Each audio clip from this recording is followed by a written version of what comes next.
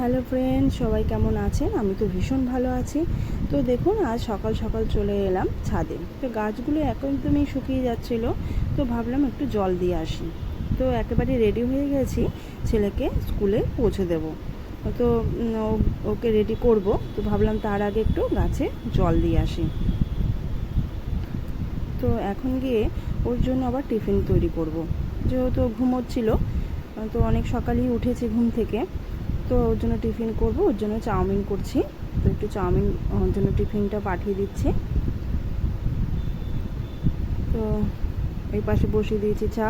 তো বরমশাই উঠে গেছে, তো টিফিনটা একদমই রেডি হয়ে গেছে। তো টিফিনটা এবার রেডি করে দিচ্ছি। তো অরিত্র একদমই রেডি হয়ে গেছে। তো এখানে ওকে স্কুলে পাঠিয়ে দেওয়ার পর বরমশাই এখানে নিয়েছে পোনা মাছ, নিয়ে এসছে আর নিয়ে এসে মাছের ডিম।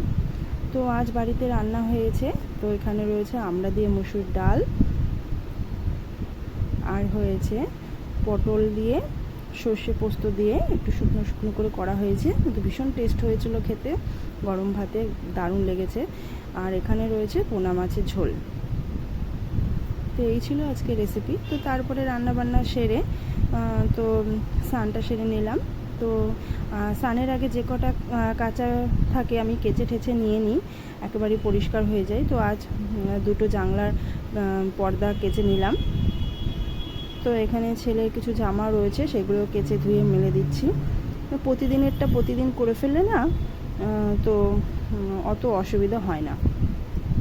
তো ছেলের জামা প্যান্ট সব কেচে মেলে দিচ্ছি। তো এরপরে যাব ঠাকুর পুজো দিতে। তো পুজো দিয়ে তারপর আবার আনতে যেতে হবে ছেলেকে।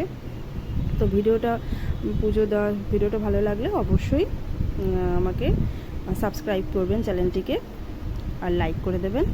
ধন্যবাদ।